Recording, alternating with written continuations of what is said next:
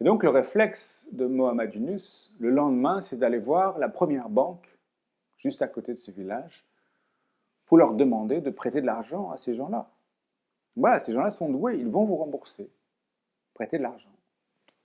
Mais voilà, il se heurte à un refus de principe.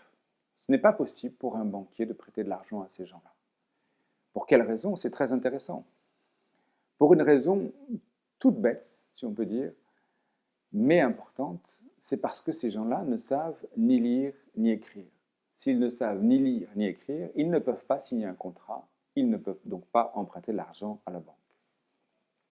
C'est une raison parfaitement valable d'un point de vue banquier. Mais voilà, ce n'est pas parce que c'est valable que ce n'est pas injuste pour autant. Et donc Mohamed Yunus décide, quelques temps après, de dire, s'ils ne peuvent pas signer de contrat, on va leur prêter l'argent sur la seule foi de leur confiance.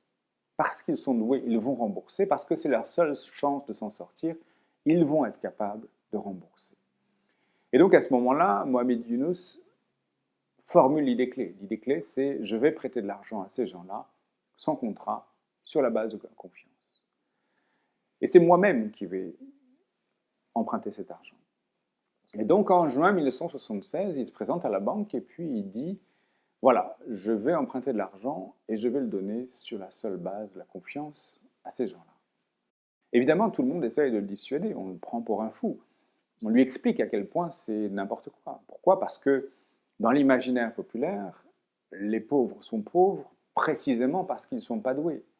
L'idée que les pauvres soient doués, c'est une provocation immense. Et puis, imaginez la situation, vous allez voir un banquier pour lui dire, voilà, prêtez de l'argent à des gens pauvres. C'est une situation, comment dire, c'est un oxymore pour un banquier. C'est une situation qui est impossible à gérer pour lui. Donc tout le monde essaie de le dissuader. Mais voilà, il est tenace et il réussit à avoir son premier prêt.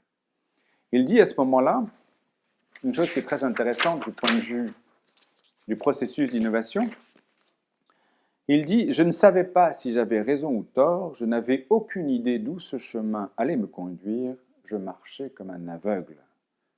J'apprenais au fur et à mesure. »